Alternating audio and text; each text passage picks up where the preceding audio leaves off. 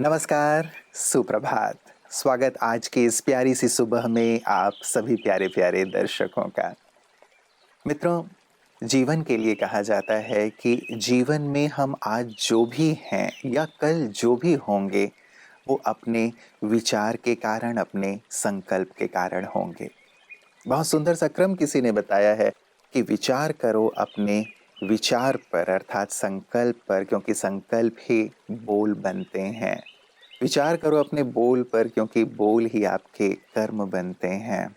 विचार करो अपने कर्म पर, क्योंकि कर्म ही आदत बनते हैं, आदत ही चरित्र का रूप लेता है। और विचार करो अपने चरित्र पर, क्योंकि चरित्र ही फिर आपकी डेस्टिनी बन जाती है, आपका भविष्य, आपका भाग्य बन जाता है। विचार कितना मूल्य रखते हैं हमारे जीवन में, तो इस विचार पर हम कितना विचार करते हैं। कहीं ऐसा तो नहीं कि व्यर्थ विचार, अनावश्यक विचारों में ही जीवन बीत रहा है। क्योंकि एक सर्वे कहता है कि व्यक्ति 80% अपने पास्ट में रहता है, 15% अपने फ्यूचर में रहता है और केवल 5% ही अपने प्रेजेंट में रहता है। तो विचार करें, हम किस प्रकार के विचार करके अपने जीवन का निर्माण कर रहे हैं। और इसी विचार पर केंद्रित है आज का सुंदर सुवाक्य। आइए सुनते हैं।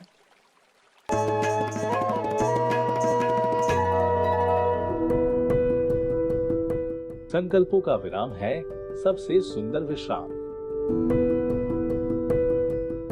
आपने यह जरूर देखा होगा कि व्यस्त सड़कों पे कभी-कभी इतनी गाड़ियां इकट्ठी हो जाती हैं कि ट्रैफिक जैम हो जाता है। क्या आपको ऐसा विचार कभी आया है कि व्यस्त सड़कों पे तेज भागती हुई गाड़ियां और चंचल मन के तेज रफ्तार संकल्पों में कोई समानता है? अगर ऐसा है तो आपने मन की स्थिति को सही पहचाना है। जैसे कि आप जानते हैं, इंसान विचारशील है, लेकिन समय प्रति समय संकल्प और उनकी रफ्तार इतनी ज्यादा हो जाती है कि अति का रूप ले लेती है और इन हालातों में सही सोच का मार्ग खंडन हो जाता है। इस संघर्ष के ट्रैफिक जैम में फंसी संकल्पों की ध्वनि सिरदर्द का कारण बन जाती है और कुछ समय का विराम आवश्यक हो जाता है। यह विराम हमें सुकून प्रदान कर सही सोच के प्रसार में मददगार बनता है और जरूरतमंद को भी इंतजार नहीं करना पड़ता है और वक्त फिजूल में नष्ट भी नहीं होता है। तो क्यों न एक संकल्प आज से धारण करे, हमारी सोच विश्राम प्रदानकारी हो, विश्राम हरणकारी नहीं। Restful thoughts, not restless thought.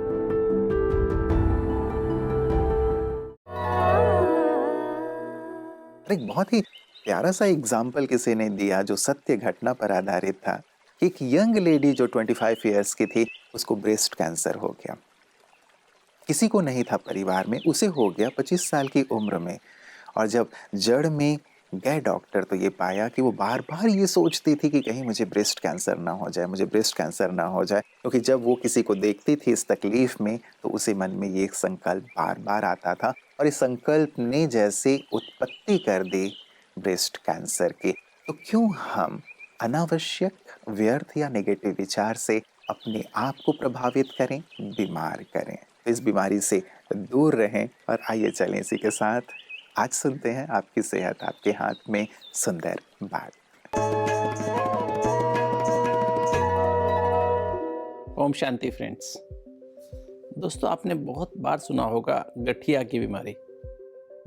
English में उसे हम रूमेटॉइड अर्थराइटिस कहते हैं। दोस्तों ये हमारे छोटे जॉइंट्स पे, हाथ के छोटे जॉइंट्स हैं, स्पेशली जो जहाँ से ये फिंगर्स कनेक्ट होती है ना हाथ के साथ, ऐसे पैर जहाँ हमारे जो पैर के साथ टोज कनेक्ट होते हैं, पैर की उंगलियां कनेक्ट होती हैं, स्पेशली वो जॉइंट सबसे ज़्यादा इन्वॉल्व होता है। और ऐसे तो हमारे छोटे जॉइंट्स तो होते हैं, किंतु बाद में बड़े जॉइंट्स भी इन्वॉल्व हो सकते हैं, जैसे knee joint, hip joint, elbow joint, wrist joint भी इन्वॉल्व हो सकता है। पर शुरू में यूजली छोटे जॉइंट्स जो इन्वॉल्व होते हैं और मॉर्निंग में ज़्यादा प्रॉब्लम होती है।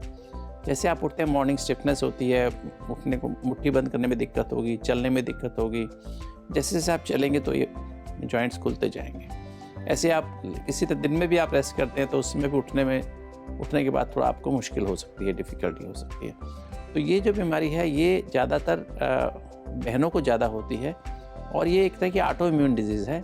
हमारा जो इम्यून सिस्टम है किस लिए बना हुआ है कि हमारे अंदर कोई कीटाणु आए, इन्फेक्शन कोई भी वायरस या बैक्टीरिया एंटर करता है तो उसके खिलाफ एंटीबॉडी बना के उसको ख़त्म करते हैं। तो ये क्या होता है, हमारे ये उल्टा ही काम करने शुरू करता है, हमारा इम्यून सिस्टम हमारे ही खिलाफ काम करना शुरू, हमारी बॉडी के टिश्यूज़ को डैमेज करने लगता है। रूमेटॉइड अर्थराइटिस में क्या होता है, जो अंदर की जो जॉइंट के अंदर एक साइनोवियल मेम्ब्रेन होती है उसमें वो एंटीजन एंटीबॉडी रिएक्शन होता है, उसको हमारा इम्यून सिस्टम अपना ना समझ के पराया समझ के उस पर अटैक करता है, उसमें सूजन आने लगती है, जिसकी वजह से पेनफुल जॉइंट्स, हमारे जॉइंट सूज जाते हैं और ये जॉइंट सूज जाएंगे और उसमें दर्द होता है और स्पेशली मॉर्निंग आवर्स में ज़्यादा होता है। तो दोस्तों ये देखने में 40% से ज़्यादा केसेस में खाली हमारे जॉइंट्स इन्वॉल्व नहीं होते, हमारे स्किन भी इन्वॉल्व हो सकती है, हमारी आंखें इन्वॉल्व हो सकती हैं, हमारे फेफड़े भी ख़राब हो जाते हैं, हार्ट भी ख़राब हो सकता है, हमारी जो ब्लड वेसल्स खून की नाड़ियाँ हैं उनमें भी सूजन आ सकती है, हमारी किडनी ख़राब हो सकती हैं दोस्तों। और इसका इलाज आजकल है दोस्तों, इसकी दवाइयाँ अवेलेबल हैं, एंटी रूमेटॉइड फैक्टर या डिजीज़ मॉडिफाइंग ड्रग्स अवेलेबल हैं और कुछ नई क्लास ऑफ ड्रग्स निकली हैं जो कि बहुत ही अच्छी दवाइयाँ हैं जिसके द्वारा आप इस बीमारी से मुक्ति तो नहीं पा सकते हैं किंतु आप सिम्टम फ्री रह सकते हैं दोस्तों। इसलिए कभी भी आपको तकलीफ़ हो तो आप तुरंत डॉक्टर के पास जाएं। जो लोग बैलेंस लाइफ जीते हैं तो इनको इस तरह की बीमारियाँ होने के चांसेस बहुत कम रहते हैं। तो याद रखें, आप एक मेडिटेटिव लाइफस्टाइल अपनाएंगे प्रिवेंशन के लिए तो आपको ऐसे जो आपकी इम्यून एब्रेशंस होती हैं, this are basically immune aberrations, कि आपका इम्यून सिस्टम आपको ही नुकसान कर रहा है, ऐसे आपको नहीं होगा। ओम शांति। एक मशहूर डॉक्टर एक प्राइज मिलने के बाद अपना उद्बोधन दे रहे थे और उन्होंने ये बात कही कि मेरे पिताजी बहुत शराबी थे और उनके शराब पीने के कारण मेरा जो भाई था उसने भी शराब पीना शुरू कर दिया, उनकी तरह ही लड़ने झगड़ने लगा और अभी वो गांव में कहीं भी सड़क पे पड़ा रहता है शराब पी के। उसी पिता से मैंने भी एक प्रेरणा ली, एक संकल्प लिया कि मुझे शराब नहीं पीनी है, मुझे अपने जीवन को स्पॉइल नहीं करना है, लेकिन बड़ा बनना है, ऊंचा बनना है और आज मैं डॉक्टर हूँ। तो हम पर निर्भर करता है कि परिस्थितियों से हम कैसा चिंतन या संकल्प अपने जीवन के लिए लेते हैं। और हमारे विशिष्ट जन इसीलिए विशेष हैं क्योंकि उन्होंने परिस्थितियों को, लोगों को, बातों को अपने ऊपर हावी नहीं होने दिया, लेकिन स्वयं अपने विचारों से आगे बढ़ते चले गए और उनके इन्हीं अनुभवों का हम लाभ लेते हैं विशिष्ट जन की बातें विशेष में। ये जो शरीर की जो बात आती है तो मेरे साथ ऐसा वाक्य हो चुका है कि एक, अगर आप मेरी फोटोज देखेंगे कि मैं बिल्कुल पैर से चलने की पोजीशन में नहीं थी, जो मेरा एक पैर है बिल्कुल ऐसे सीधा रह गया था, तो मतलब ऐसी कंडीशन हो गई थी, I was on wheel chair. तो उस टाइम में जो मैंने एक दर्द अनुभव किया कि यदि आप एक विकलांग हैं तो जो दर्द है वो मैं शब्दों में तो नहीं बयां कर सकती। शायद मैं डिप्रेशन में चली जाती अगर मैं ब्रह्मा कुमारी की जो मेडिटेशन है या जो हीलिंग है मुझे नहीं, मेरे को आती होती या मैंने नहीं सीखी होती। तो वो जब मैंने उसको किया, अच्छा मैंने कितने डॉक्टर्स को दिखाया, बहुत कुछ हुआ, एक मिरेकल से कम नहीं है, अद्भुत चमत्कार ही मैं इसको कहूंगी ईश्वर का कि इतना कुछ होने के बाद सब कुछ हो गया, लेकिन लास्ट में मतलब बिना किसी सर्जरी के just through the divine healing after several months I was able to walk, so it is nothing less than a miracle, बिल्कुल it is the totally miracle for me। और ये जो चमत्कार हुआ मतलब आई फील कि कहीं कोई बहुत बड़ी शक्ति है। और जब मैंने बहुत इसको एनालाइज किया कि इतना दर्द जो मैंने झेला, इतनी तकलीफ जो दर्द नहीं महसूस कर सकते हैं, तो मुझे एहसास हुआ कि शायद ईश्वर का ये कोई संकेत था मेरे लिए कि आप उस दर्द को अनुभव करें कि जो एक विकलांग व्यक्ति करता है। तो मैं बड़ा शुक्रिया अदा करती हूँ ईश्वर का, और मुझे लगता है हर इंसान को करना चाहिए। करोड़ों रुपए का तो शरीर परमात्मा ने हमें दिया हुआ है, बिल्कुल, तो उसके लिए भी अगर हम ईश्वर का शुक्रिया अदा नहीं कर सकते तो हमसे ज्यादा ना शुक्रा कोई नहीं है। गलत रास्ते पे चलते हैं पैसों के लिए, आई थिंक कि कुछ भी नहीं रखा है संसार में, तो इतना करोड़ों का शरीर अगर आपने, परमात्मा ने आपको दिया, तो आपको बड़ा शुक्राना अदा करना चाहिए।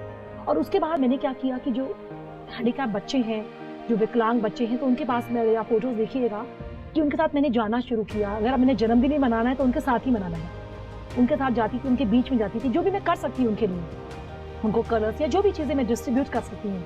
तो केवल मुझे ऐसा महसूस हुआ कि उनके साथ मैं रह के उनके दर्द को शेयर कर सकती हूँ। तो मैं सभी से यही गुजारिश करूँगी कि कहीं आपको कोई विकलांग व्यक्ति मिलता है या दिखता है तो ज़रूर आप उसके दर्द को महसूस करें, जो भी कर सकते हैं यू मस्ट डू। और उस वक्त सबसे पहले धन्यवाद करें उस ईश्वर का कि आपके वो हाथ पैर हैं, आप सही सलामत।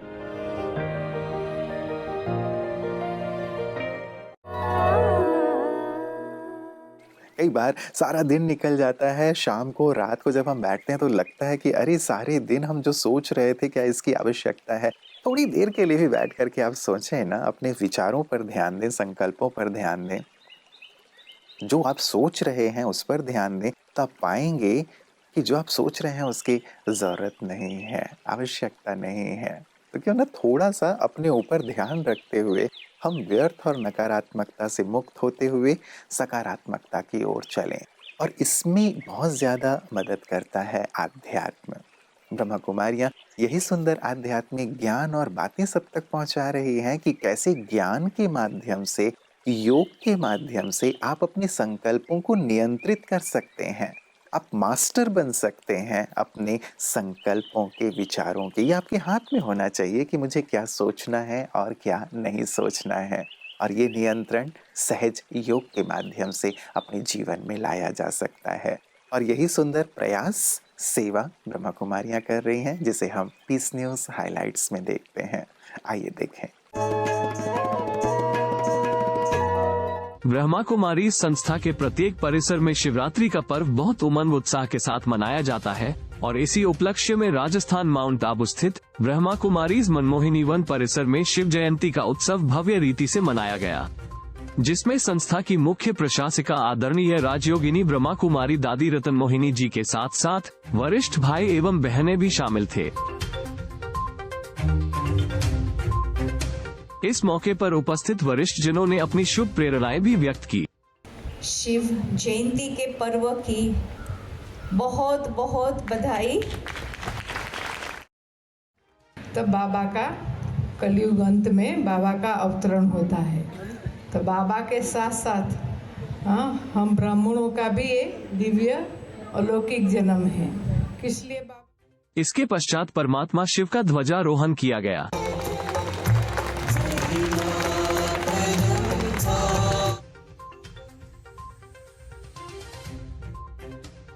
इस दौरान मधुरवाणी ग्रुप द्वारा एक सुंदर गीत प्रस्तुति भी दी गई।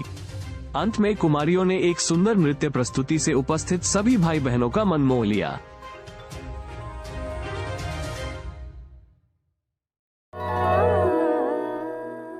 मित्रों, कहते हैं कि ईश्वर ने भी संकल्प से सृष्टि की रचना की, और यही बात बचपन से हमें भी सुनाई जाती रही है या पढ़ाया जाता रहा है कि जैसा सोचोगे वैसा ही तुम बन जाओगे।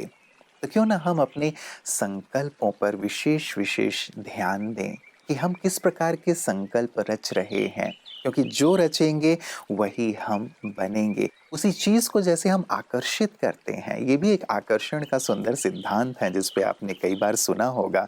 जो सोचते हैं प्रकृति तक वो विचार जाती है और उसी प्रकार का निर्माण होते हुए हमारे सामने आकर वो चीज़ प्रस्तुत हो जाती है, चाहे हम अच्छा सोच रहे हैं या बुरा सोच रहे हैं। एक व्यक्ति यही सोच रहा था, राहगीर था, उसने थकने के बाद सोचा कि चलो इस पेड़ के नीचे बैठा हूँ, चारपाई आ जाए, पानी आ जाए, भोजन आ जाए, कोई पैर दबा दे, सब कुछ होने लगा। उसे लगा अरे सब कुछ हो रहा है, कहीं भूत तो नहीं है यहाँ जो आके मुझे खा जाए। भूत ने खा लिया। नेगेटिविटी भी नेगेटिविटी को आकर्षित कर रही है, पॉजिटिविटी पॉजिटिविटी को। हमें ये देखना है हम अपने जीवन में क्या चाहते हैं।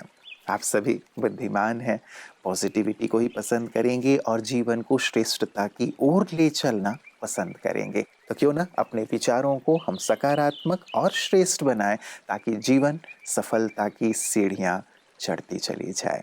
तो ढेर सारी शुभकामनाओं के साथ और विश्वास के साथ कि आप अपने कदम को सफलता की ओर बढ़ाएंगे, उत्कृष्टता की ओर बढ़ाएंगे, पॉजिटिविटी की ओर बढ़ाएंगे। आज के लिए इजाज़त ले रहा हूँ, कल पुनः मुलाकात होगी। अपना ख्याल रखिएगा। नमस्कार। ओम शांति।